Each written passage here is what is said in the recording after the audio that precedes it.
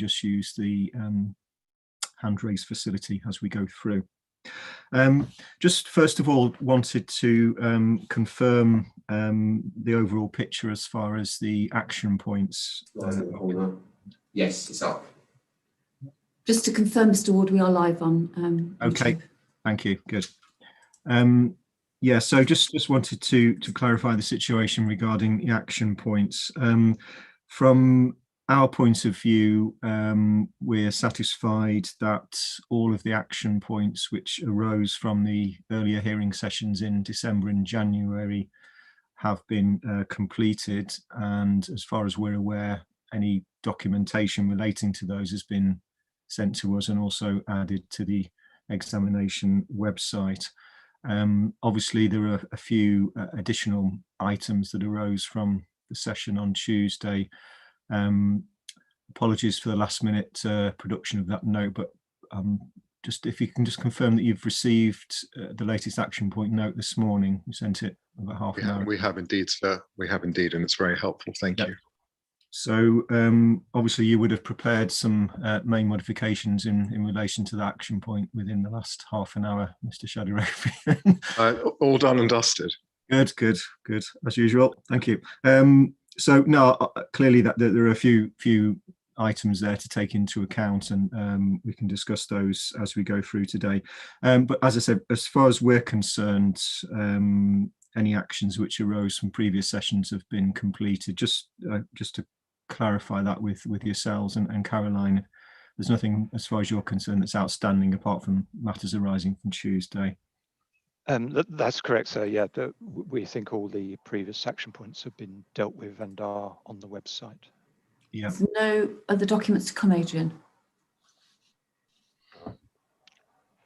Not that haven't been captured in the recent note, I don't think. No. Yeah, then everything has been added. We added the last one yesterday on the housing trajectory. Yeah, good. Okay, that's our understanding. Thank you. So yeah, the latest action point note from Tuesday, we'll need time to digest that, but as you will see, it's largely, I think, to do with the issue of I suppose a level of detail and information relating to new garden settlements, particularly transport infrastructure and mitigation. So I suppose that the general message, which I'm hoping you picked up from the session on Tuesday, is that we feel that there's certainly a need for more clarity and certainty in relation to mitigation and delivery, etc. So we'll give you a chance to absorb that. Before we move on with the rest of the agenda, we thought it would be useful at this point just to, I suppose, confirm our overall position in relation to the examination. Sometimes as inspectors, we do this, sometimes we don't. I think it depends on the circumstances and it depends on what matters are outstanding. But we thought in this particular case it would be useful to set up the rest of the session, actually.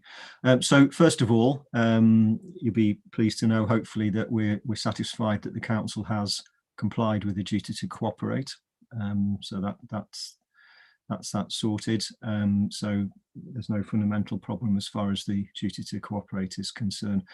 Secondly, we consider that whilst the submitted core strategy review is not sound as submitted, we do feel that it can be made sound by main modifications. So again, hopefully that's good news for the council that progress can be made. So we just thought it would be useful to set that context before we go on to talk in more detail about matters. We'll come back to the process and the details in terms of main modifications towards the end of the session in terms of the mechanics, as it were. Okay, thank you. So if we can turn then to suggested... Sir, yeah. Sorry to interrupt you Okay. at this point. In relation to the new to-do list, Yeah. Conversations here I've had with those instructing me, we thought, having regard to the worst case scenario for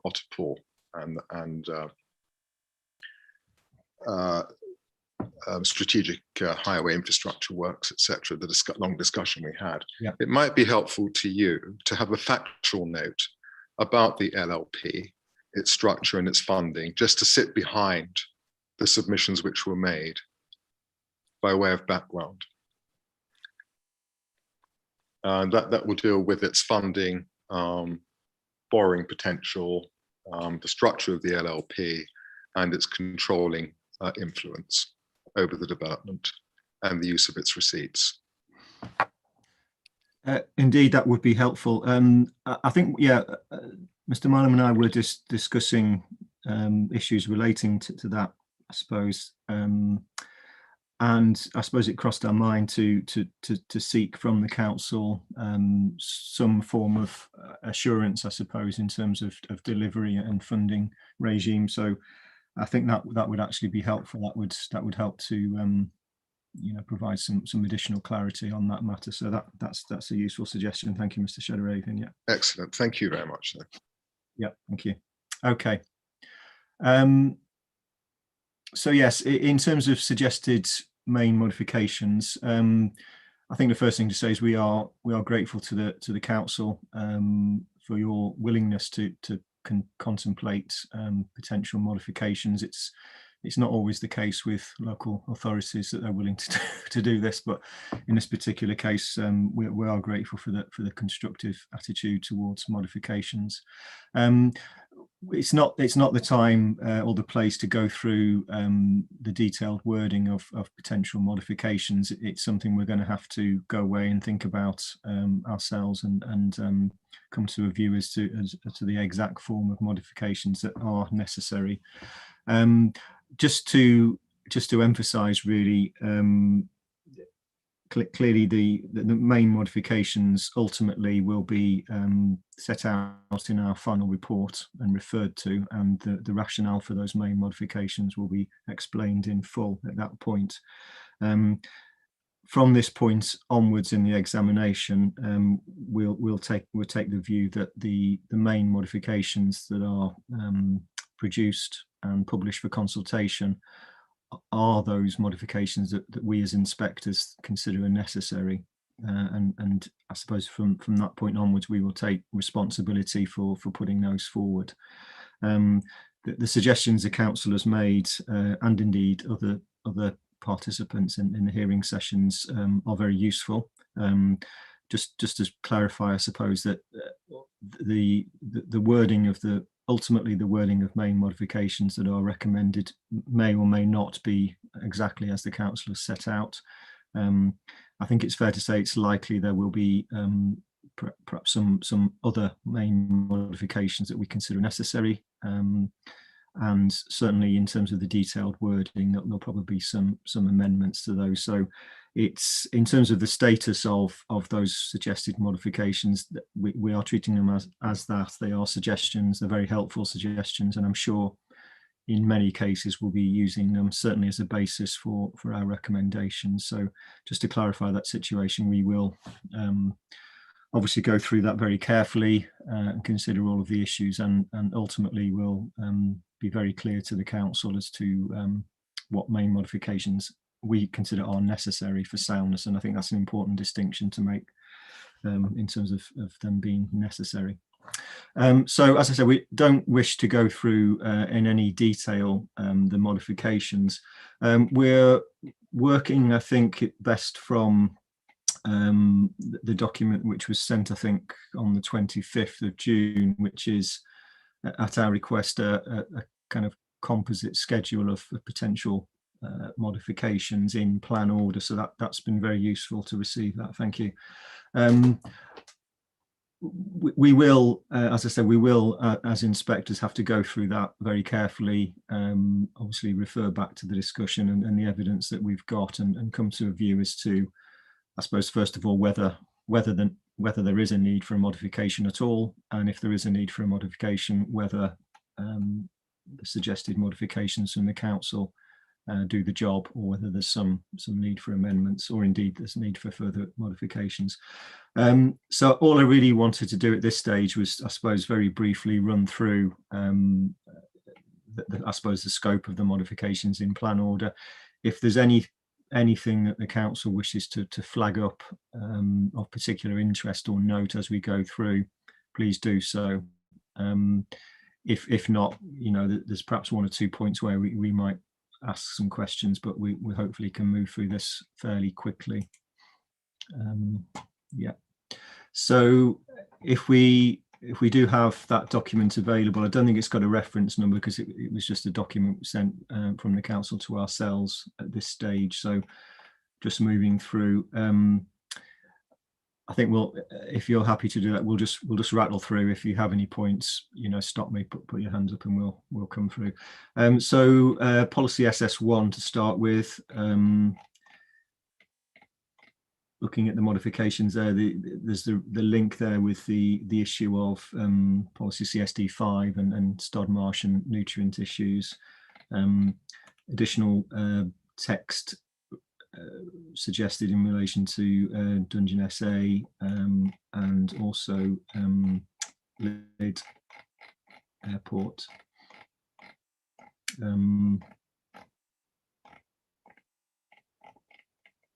So an example there, clearly those matters were discussed at the hearing sessions, and the council has responded to some of the concerns that were raised. So as with others, we'll just take a view on that. Moving on then to policy SS2.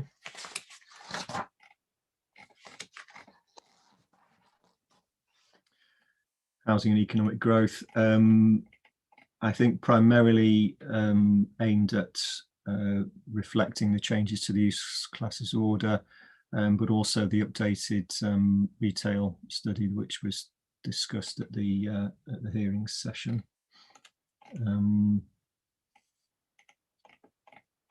Policy SS3, number of detail points there in relation to the policy wording, etc.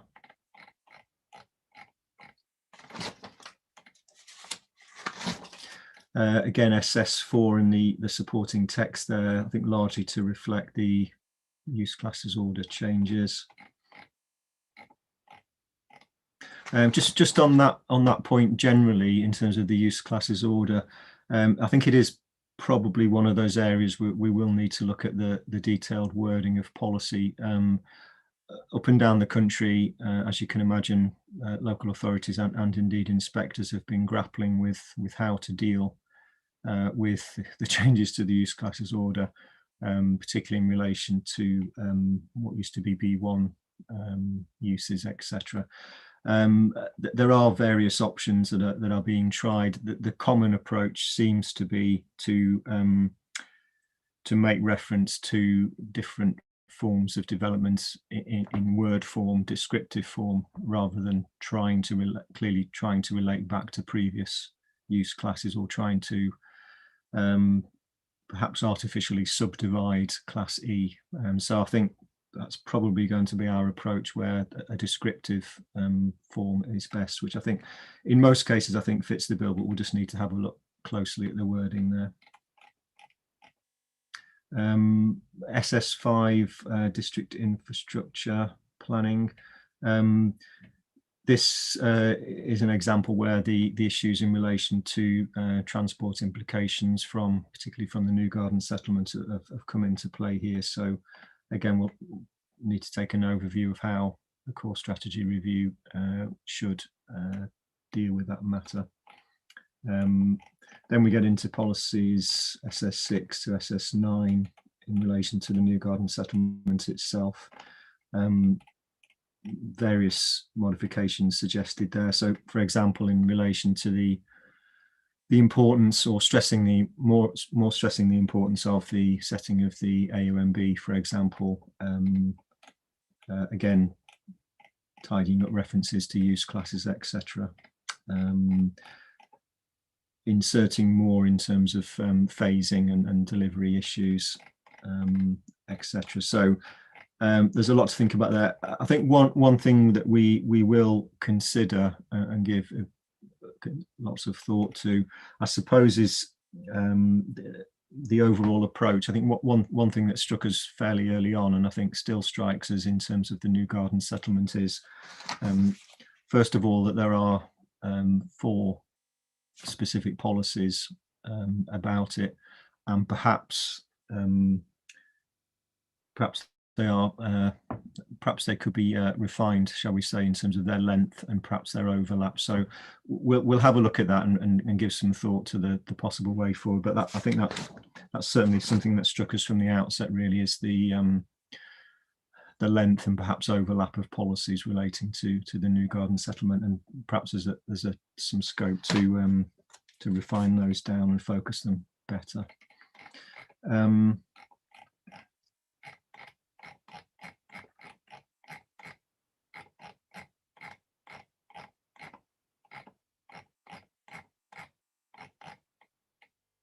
Okay, yeah, and as I said earlier, it's likely that we will be looking for some more clarity and information in terms of infrastructure delivery and the implications for the new garden settlement, etc. So we'll come to a view to that, but I think it's fairly likely that there'll be some further modifications necessary in relation to those policies.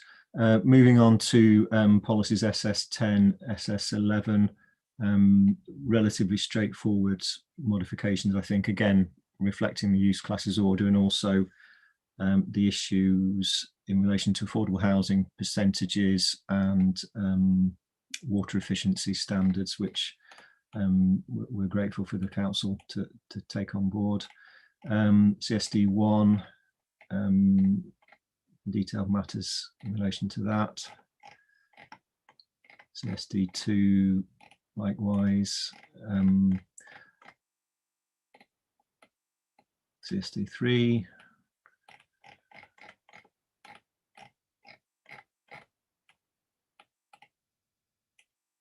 CSD4. So in many cases, I think the suggested modifications are necessary, will be necessary in some form at least. I think the main issue here is in terms of effectiveness and the clarity of policy wording. So we'll look at that in detail. Moving on then to CSD5.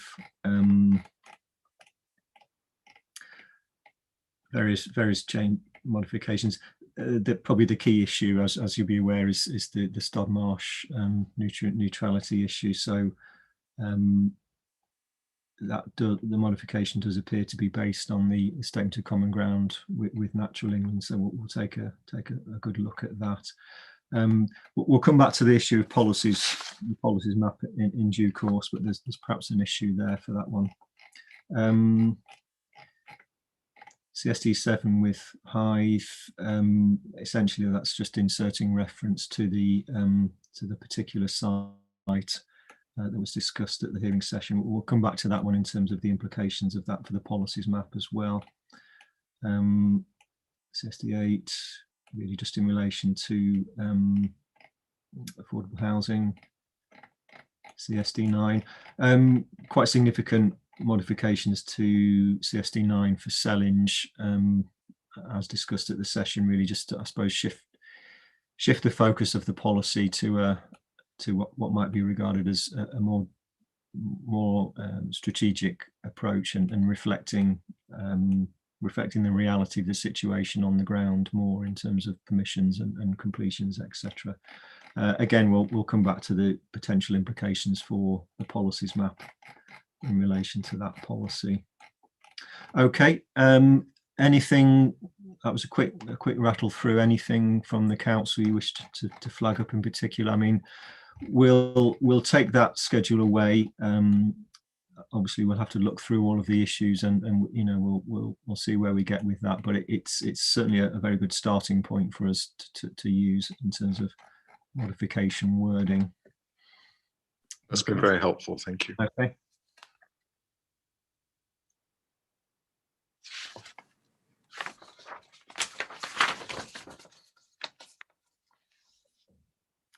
Okay, if we can then move to issue of the policies map. You'll be aware that we did raise some queries right at the outset of the examination in relation to the policies map and the nature of the core strategy review. which the council answered. Just a few particular points we just wanted to raise at this stage. I don't think in any case we have a particularly strong view. I think I just wanted to discuss the options here and the best approach with the council. If we can take the situation in Hythe first of all. So going back to suggested modification for policy CSD 7. So in effect, the policy would, if modified along those lines, would make reference to what's referred to an allocated site. Just wanted to revisit the status of the site in question, really. From the council's point of view,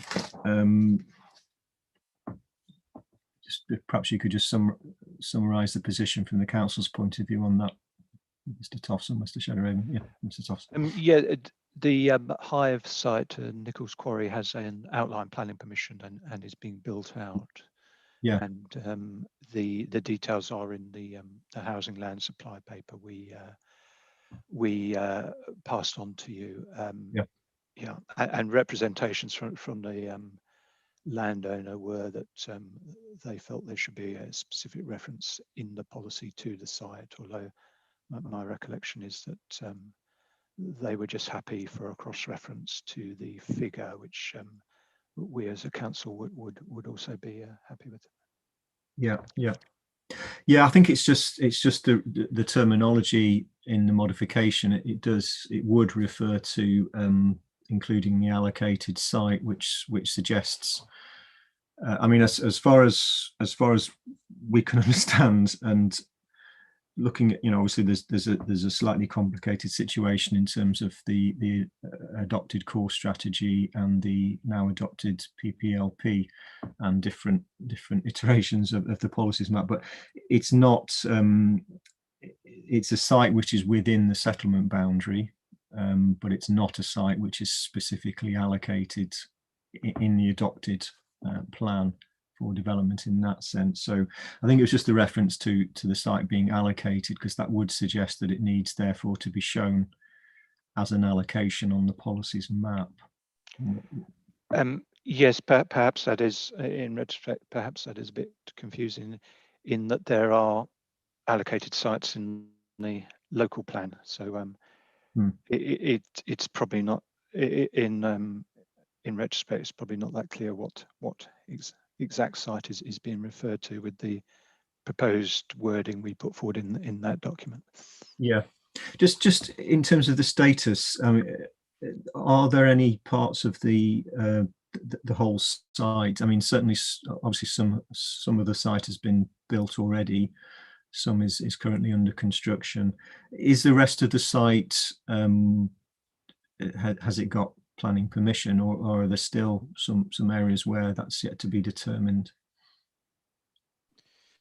Perhaps if I update you there, sir. So the whole site has outline planning permission, of which 400 units has reserved matters determined, of which as of last year 175 had been completed. And there's currently another reserved matters application for phase 3 of the development for another 70 units. So once that's granted, then there'll be full planning permission for the first 470. Yeah. Okay. And then the outstanding all has outline permission. Yeah. Okay. And as I said, the whole of the site is within the settlement boundary. So in terms of the policy framework, it's a site which could readily come forward for development and be approved for development. And as you just explained, it's already got outline consent in any case. So perhaps perhaps that's something, we'll need to, I think, consider the necessity of whether it needs to be referred to specifically, certainly as an allocated site. Recalling the discussion, I think it was some concern about, I suppose, the main concern was having a clear reference to the site and its status, I think, as far as the core strategy review, but perhaps it's not necessary to refer to it as an allocated site. As I say, that does bring with it has some connotations in terms of the policies map, which perhaps will be confusing. So we'll take a view. We'll have a think about that and take a view on it in terms of. I tend to agree with your view. So thank you. Yeah. I think it was more to do with the recognition of the status of it as effectively a consented site. Yeah. Okay.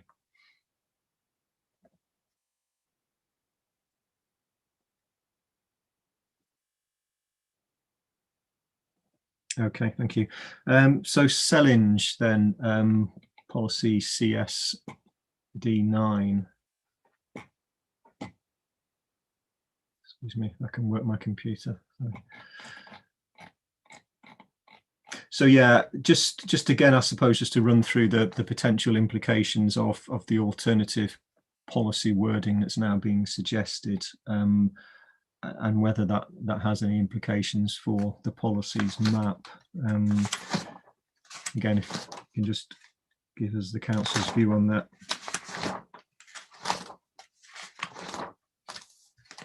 Yes, it was our view that perhaps we had rather kind of fallen between two stools in terms of a site-specific policy and a more strategic policy, and the proposals in document EX077 were really to try and pull it back into the more strategic policy, following on from the approach of the adopted 2013 core strategies. Yeah. But as far as the policy, sorry, the policies map is concerned, so the suggested modifications in relation to EX077 would show a different version of figure 5.7, in effect updating the situation as far as completions, permissions, etc. are concerned, but you still don't feel it's necessary for the remaining sites in question to be specifically allocated. You're still content with the approach of a broad location, as it were, on a strategic level. Yeah. Yes, that's correct. We feel the approach of the 2013 core strategy sort of worked in terms of similar strategic allocations at New Romney, so there wasn't a specific need for that more detailed approach in this regard. Yeah. And in terms of the settlement boundary, though area A and B, they're, just to clarify, they're currently outside of the settlement boundary. Is that correct in terms of the adopted boundary?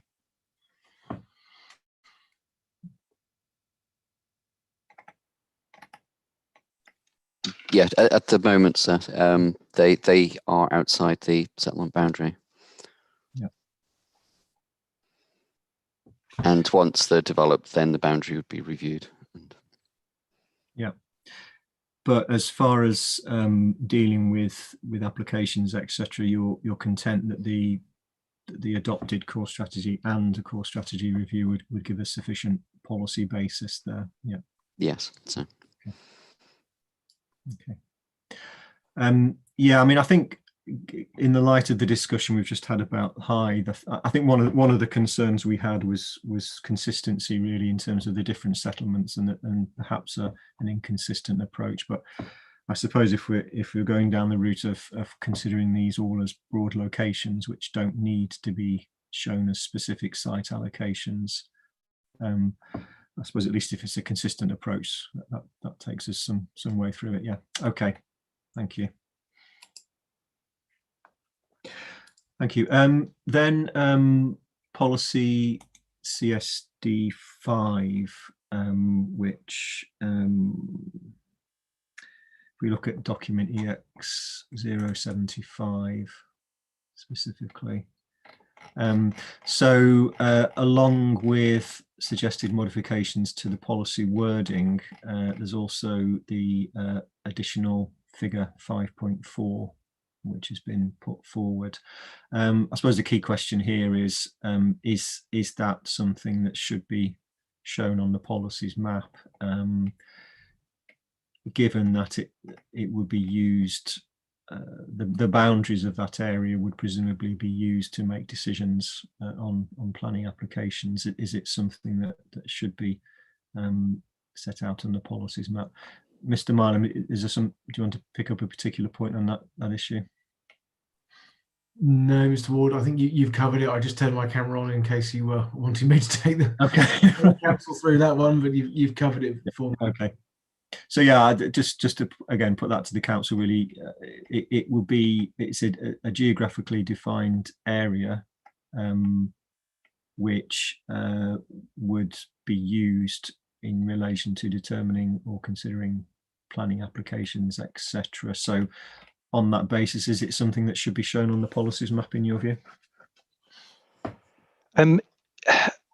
My understanding of the advice note from Natural England is that there could potentially be sites outside that area which drain into the area which might be covered. So I wonder in retrospect whether it's best to show it in a more kind of diagrammatic form in the document itself.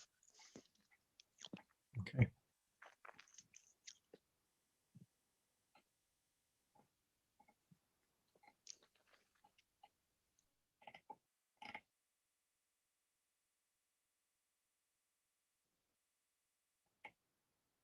So yeah, the text that's been suggested refers to figure 5.4, shows the likely extent of the affected catchment. So I think from our point of view, we were concerned, I suppose, again, in terms of the effectiveness of the policy, because there has to be some way of determining whether a location is going to be affected or not, as it were. I appreciate the difficulties of that, because it's perhaps not a hard and fast boundary on the ground. I just wondered, in terms of looking ahead, in terms of implementing that policy, how are decisions going to be made?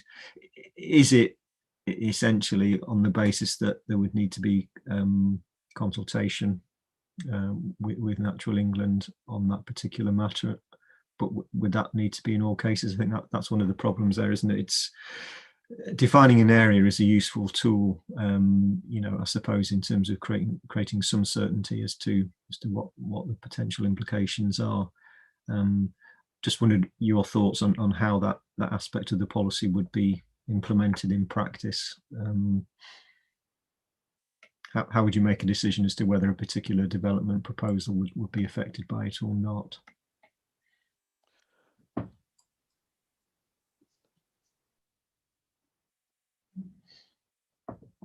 Yeah, I would suggest that there would be a kind of first sieve, which would be the diagram or a sort of diagrammatic representation of that, and then the second sieve would be in consultation with Natural England if we felt that was necessary. Okay. Just to add to that, sir, please.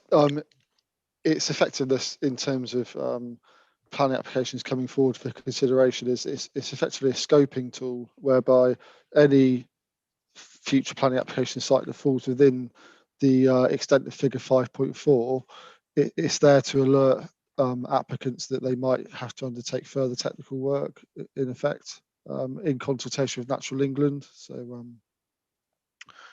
it has a usefulness in that sense, but it would act as the starting point, whether or not an application then has to take forward further site-specific pieces of technical work.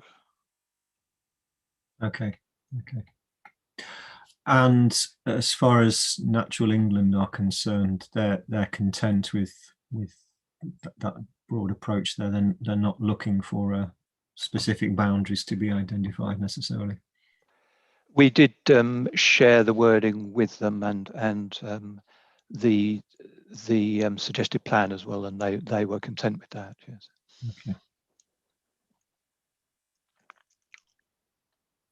Mr. Milam, do you want to add anything to that? Thank you, Mr. Wood. I think it was just sort of this is probably an area that I'd sort of had thoughts on over the last 6 months, which is unfortunate for you. I've had plenty of extra time to think of these things while we've been away. But obviously, and we didn't want to talk too much about the suggested wording, but what was put forward talked about. It's more a screening exercise than a scoping exercise that Mr. Hammond's described, isn't it? It's an initial catch-all, and there is an operator in that part D of the revision that you've put forward that requires development to provide evidence of nutrient impacts, but it doesn't then sort of specify what type of development. And I think when you sort of start to get into those operatives and catch-alls of what is effectively a screening, requiring everyone to do something, and I think there's a question mark there about whether just having it in a diagrammatic form perhaps reflects the word we've suggested.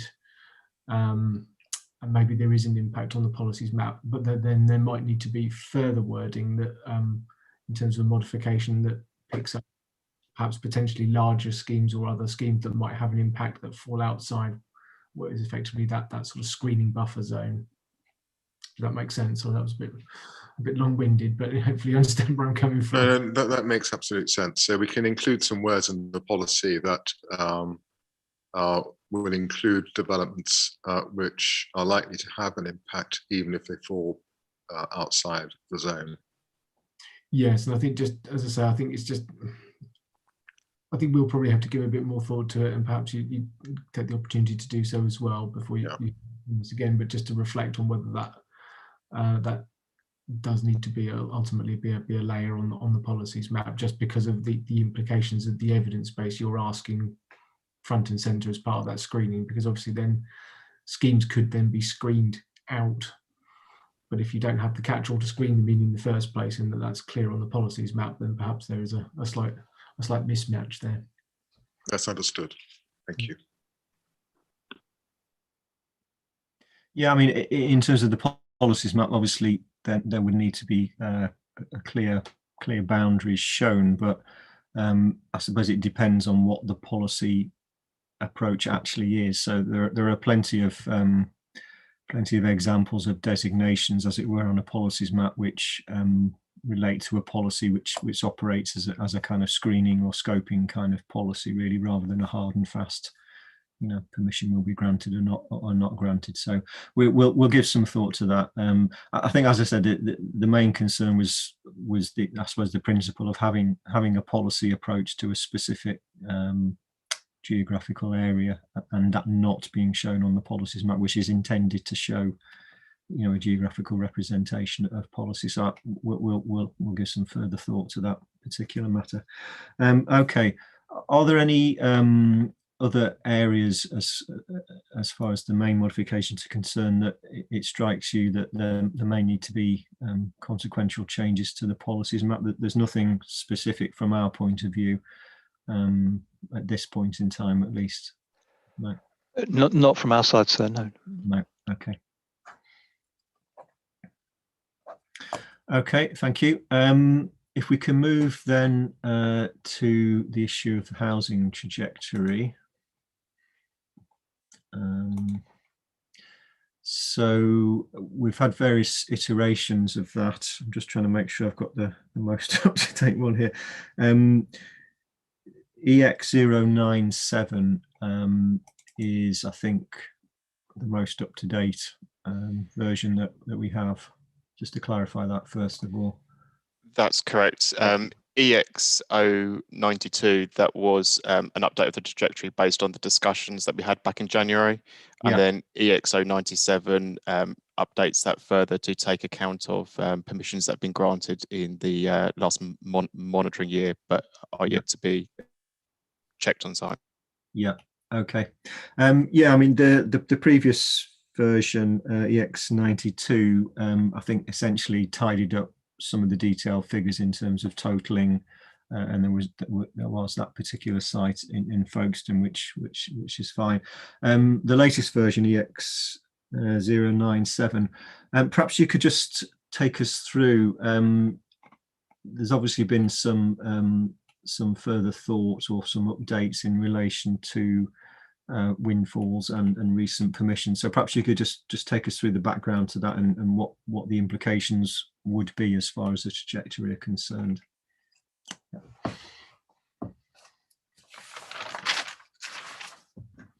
Yes, sir. Okay, so as I say, the trajectory has been updated to reflect permissions that have been granted in 2020 to 2021.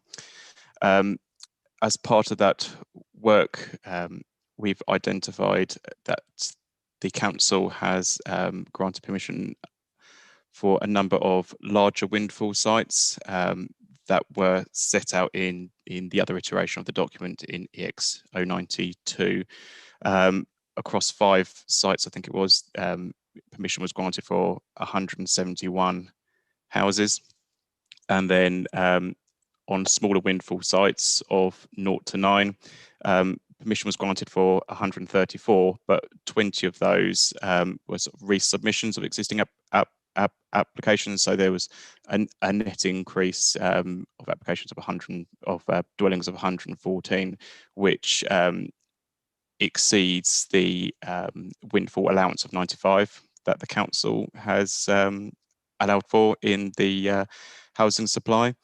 But as part of our work, we've through the examination, we've shown how the council has a historic track record of granting permission on larger windfall sites. Previously, when we've made the estimate on our windfall allowance, we've focused on smaller windfalls of 0 to 9.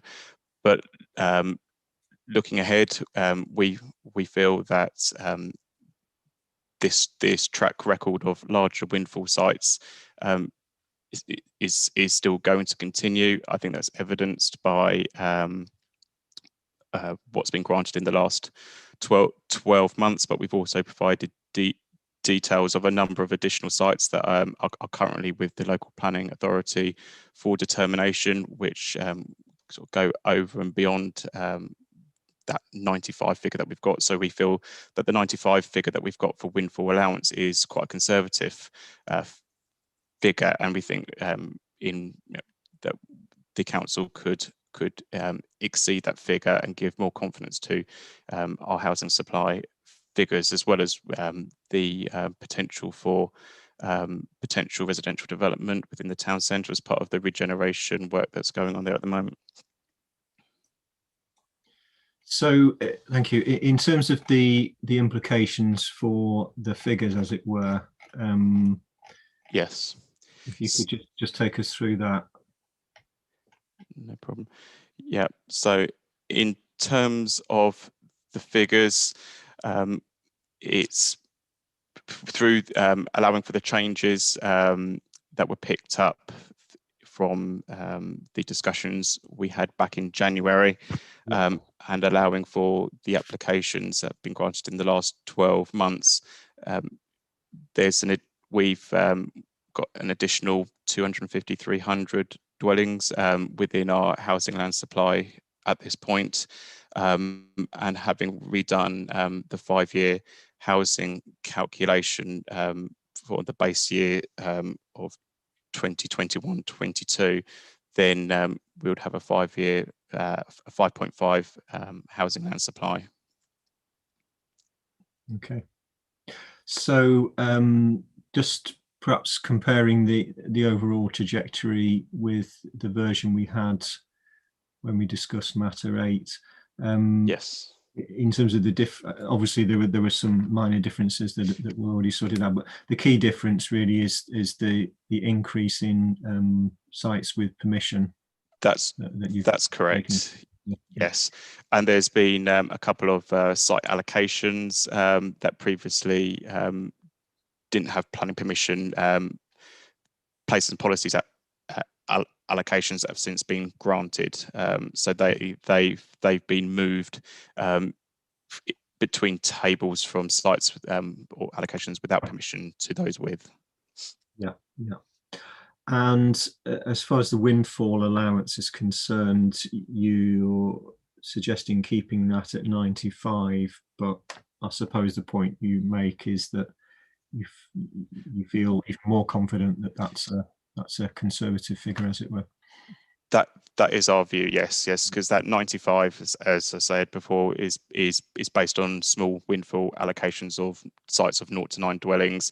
I think, as we've demonstrated in the additional statements, we can demonstrate a good track record of larger windfalls coming forward and being granted within the district, and that will further supplement that 95 windfall allowance that we've allowed for. Yeah.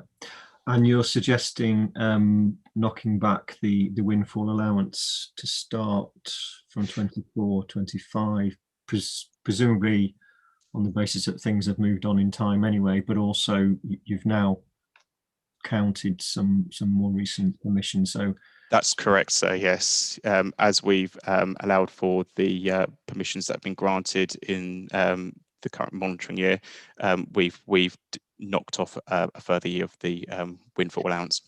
Yeah, so that would avoid double counting of those. Yes, that's correct, sir. Okay, thank you. So the overall consequences for housing supply, as far as the council are concerned, looking at the total plan period, you're suggesting now that the total supply estimate would be 13,911. Yes, which is an increase from the previous version. About 200. Yeah. Okay. Thank you. Okay. Yeah, I think that's clear. Anything else you want to add on the overall trajectory before you look at the 5-year supply? No, I don't think so at this stage, sir. Okay, thank you. So you've recalculated the 5-year supply situation. So thank you for that. That's very helpful. As we said in our note to you, really, in terms of how that will be calculated, it seems to us, well, that the logical and standard approach here would be to start with the annual requirements. You've put forward the staggered requirement, starting with 590 and then moving up to 920 a year.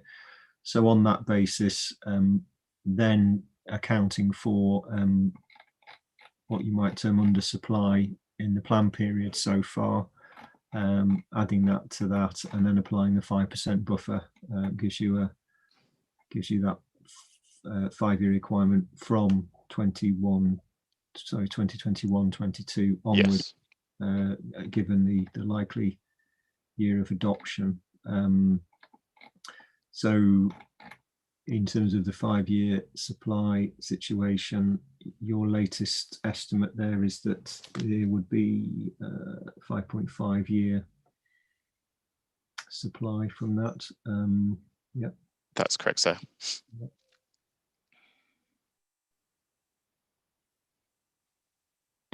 So the 5-year requirement would be 4,068. Is that correct? And the supply would be 4,445. Yep. The 2021 undersupply figure is obviously an estimate at this point in time, because we haven't undertaken the detailed monitoring for that year yet. Yeah. So that obviously that would just have to be refined once we complete that exercise, which we're looking to do in the next few weeks. Okay, thank you. Okay, thank you. We'll have to give detailed consideration to that. Just coming back to the new garden settlement, we've discussed this certainly at least on 2 or possibly 3 occasions in terms of the trajectory for the new garden settlement. We touched on it fairly briefly on Tuesday again. I think again it's one thing that is in our minds, I suppose, in terms of the timescales for delivery on the new garden settlement. Your position is that it is as it was, going back to the hearings in December and January, that the trajectory put forward is the same as it was then. We're obviously conscious that there's been a passage of time in any case, and also an updated view about the timescales for the planning application to be revised application to be submitted and determined, etc. So I think it's fair to say we are still conscious of the potential issue there in terms of timescales. Just, I mean, on a practical level, looking at I suppose the increased supply which you've referred to now from recent permissions, it does seem. So I suppose one potential option would be to perhaps shunt back the trajectory for the new garden settlement, so by a year, for example. That would appear to still allow for a 5-year supply from the 2021 base date. Obviously, would have a knock-on effect as far as the end of the plan period is concerned. But yeah, I think even then, I think we would still have enough supply within the plan period. Yeah. Okay. I mean, it's something we'll give thought to. I mean, as far as the trajectory is concerned and modifications, I mean, the starting point we have as far as the housing trajectory is concerned is the diagram, the chart within Appendix 3, I think it is. Yeah. So at the moment we have a chart based trajectory which apart from anything else doesn't reflect the figures that you're now putting forward. There's been some passage of time. I think in terms of clarity and effectiveness, we'll be looking for a trajectory in the core strategy review, which also included in a table form, figures there, so it's absolutely clear what the annual figures are. We wouldn't be looking for as detailed a breakdown as we set out in the document. It would, I think, in effect, just perhaps be the first overview table of the different sources of supply under different categories, and obviously the totals on an annual basis. So yeah, I mean, certainly in terms of the new garden settlement, we'd be looking for a modification to a trajectory to include that as a specific element, given its importance. So perhaps that's something to give thought to. As I said, we are conscious, I think, of the shifting situation as far as timescales on the new garden settlement, and clearly the timescale for receiving and determining the revised application has been put back even from the discussions we had in January. So perhaps that's something to think about. Just on that point, reference was made to a revised outline application which is yet to be submitted. Are we talking about a completely new application here, or is it in effect amendments to something that you already have before you? How's that being played?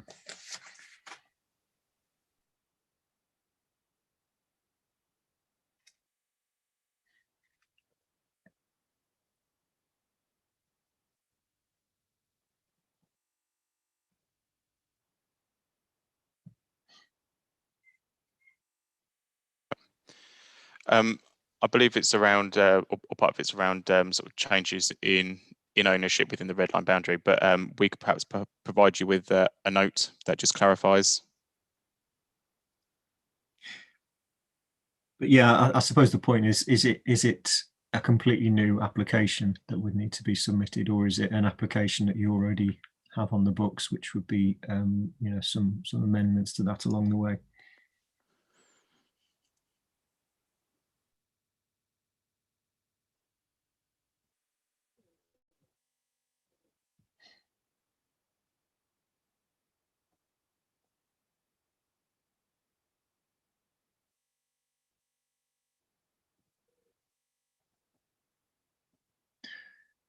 If it's rather than taking if it's something that can just be clarified, rather than give you misleading information now, Yeah. just to be absolutely clear about what the situation is, and we'll give you detail about that in the note.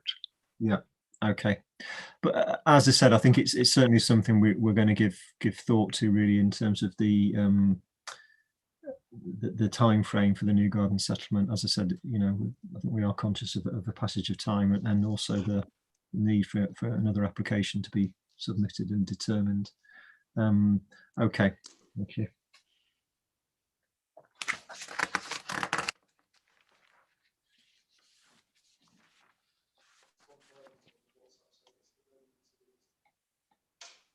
Okay, good. That's it as far as the housing trajectory is concerned, unless there's anything the council wishes to add or clarify. No, No. that's fine. No, thank you, sir. Okay, good.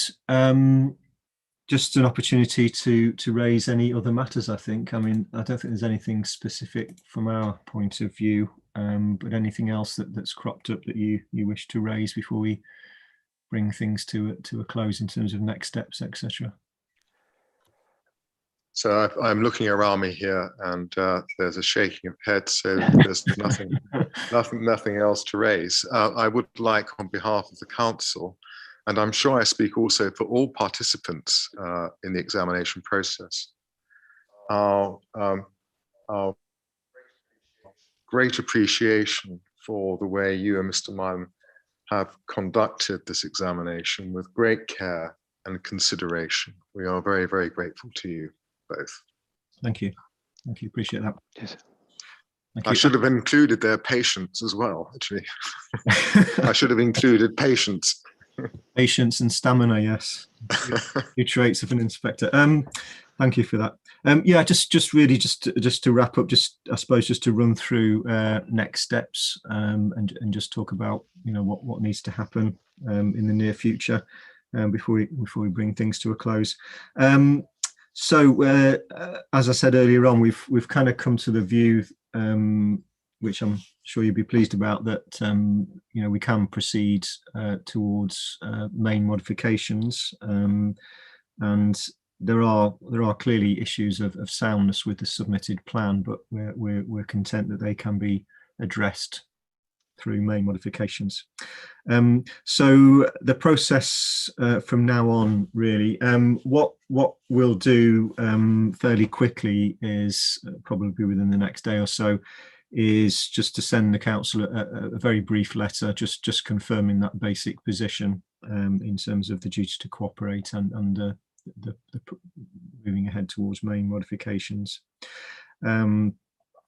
We'll then work on producing what's affectionately known these days as a post-hearings letter, which we'll send to the council. What that will be is it's likely to have a document attached to it, which will set out in outline form the main modifications that we consider are necessary for soundness. So more or less in a bullet point form in plan order. I think in many cases it was likely to simply cross-refer to some of the main modifications that the council has suggested, perhaps with some tweaks here and there. In other cases, it will refer to other modifications that we consider are necessary. All of them will have all of them will relate to issues that we've discussed, so there won't be any surprises in terms of the issues that are raised in them. The letter will not explain in any detail the reasons for those modifications, because that's the function of our final report. What we will probably do is perhaps just highlight some of the key areas and just give some brief explanation as to why modifications are necessary, but we won't be going into any detail in terms of setting out our rationale and reasoning. So hopefully that will give the council a very clear steer on what to do as far as main modifications.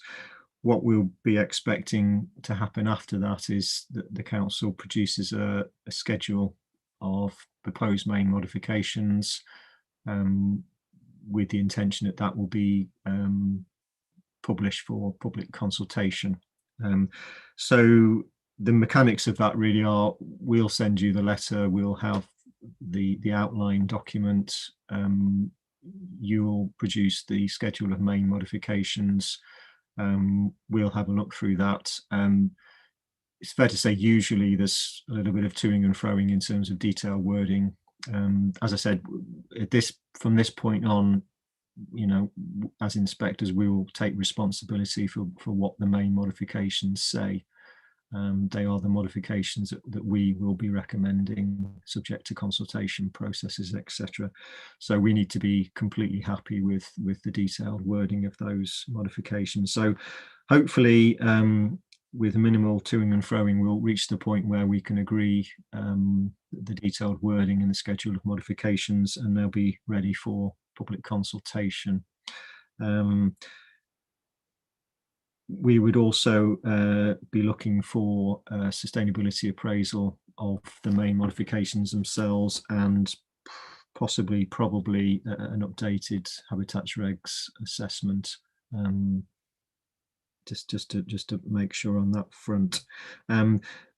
We'd want those to be carried out in advance of the start of the consultation period, so they're available for people to inform any comments they wish to make on that. As far as consultation is concerned, we'd be looking for at least 6 weeks full public consultation, along the lines that you would undertake for the core strategy review itself. So it's a full-blown consultation exercise, not just relating to participants at the hearings or even people who've made representations. So standard practice would be to look for at least 6 weeks.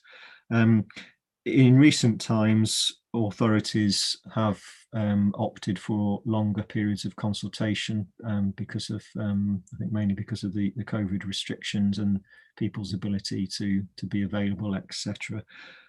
So I guess looking at likely timescales, as I said, we'll get a brief initial letter to the council within the next day or so. I think we're probably aiming for approximately within the next 2 weeks to get the more detailed post-hearings letter to the council, setting out the bullet points of main modifications.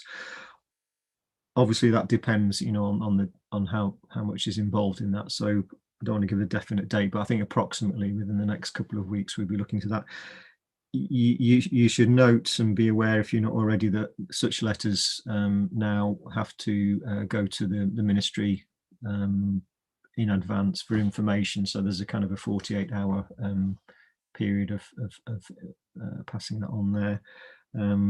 So we'll work within that framework. As I said, I think we're aiming for approximately within the next couple of weeks to get that letter to the council. And then it's a matter of you coming up, you know, with the detailed schedule and us agreeing the wording of those modifications, which, you know, I suppose it depends on how many they are and how complicated they are, really. But you know, we would hope we could turn that around reasonably quickly.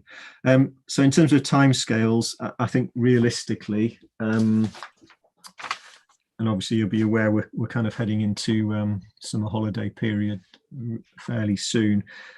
I think realistically we would probably not expect to have everything ready to go out for consultation until perhaps early August at the earliest. And I suppose there's a question of whether it's appropriate to start a consultation period over the summer holiday period. I'd be interested, I don't know what your thoughts might be on that from the council's perspective. It's something which we need to consider. I mean, it's an unusual year this year for holidays, for obvious reasons. Yeah. So I suppose it rather depends when in August we commence. So we'll give that some thought. Yeah. I mean, an alternative, you know, as I said, we'll be looking for at least 6 weeks. I mean, an alternative which is often employed is if the consultation does take place over a sustained holiday period, it's just a matter of extending the 6 weeks to perhaps 8 weeks, just to give that extra slack there. So yeah, we'll give some thought to that. I mean, obviously when you receive the post hearings letter and you've absorbed that, and it might take a view as to how long it might take to produce a schedule in any case, and obviously the sustainability appraisal work, etc. So we can factor that in. But I think, yeah, I mean, I think in our minds, you know, a consultation period is going to be, even if it starts in August, it's going to be extending well into September anyway, perhaps slightly later. But we can review the details of that in due course. Yeah, and then, you know, the process there is that's subject to full public consultation. Comments can be made on the main modifications. It's clear, it needs to be clear that it's a consultation on the main modifications. It's not a reconsultation on what's in the submitted plan. It's not a revisiting of issues that we've gone through. It's intended to be a very focused consultation on that. Just on that front, as far as the council itself is concerned, would it be the case that you would need to have the main modifications endorsed by politicians, or is that something that you can just proceed with at an officer level?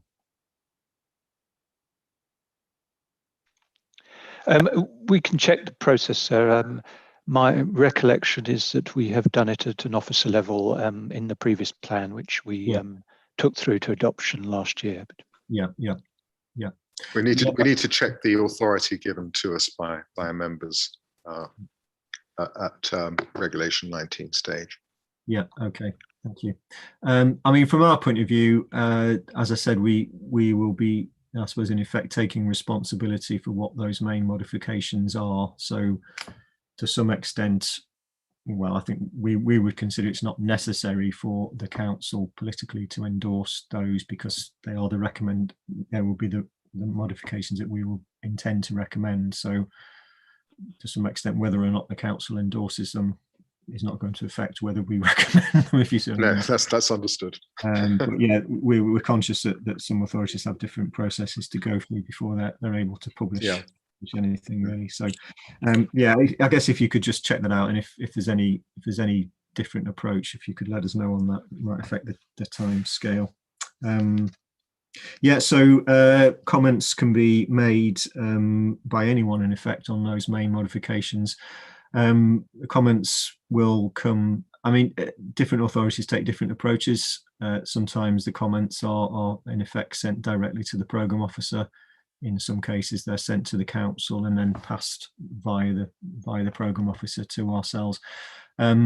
We would not be looking for the council to respond to those comments or even summarise them.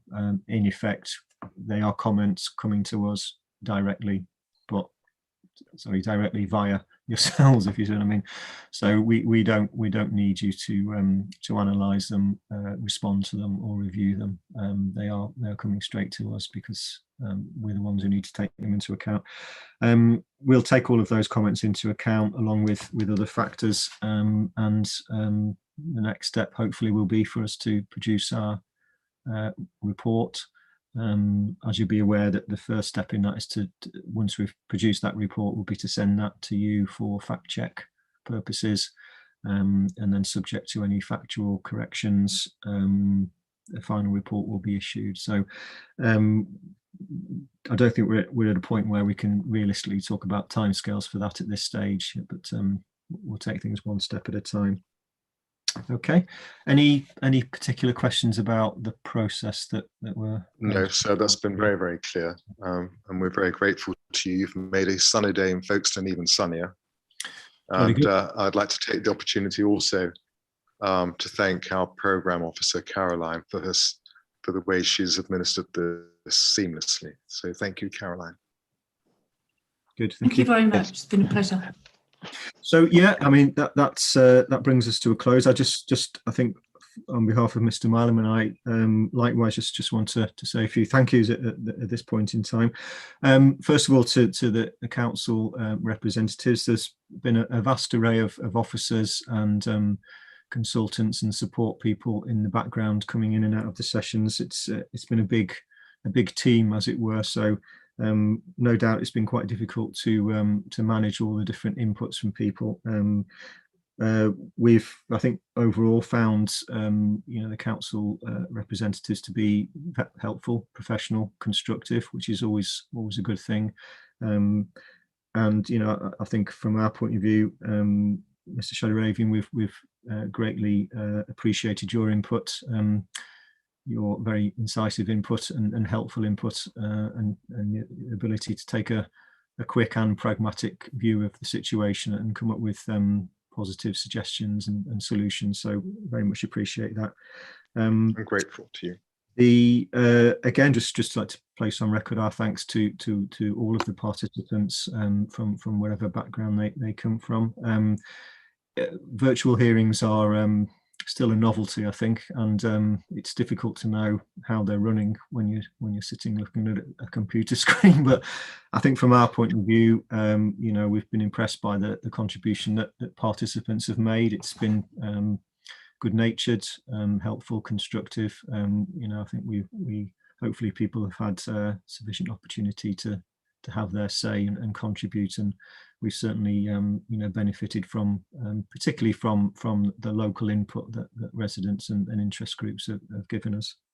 So I wanted to say thank you for that. And then finally, very, very large thank you to Caroline as the programme officer.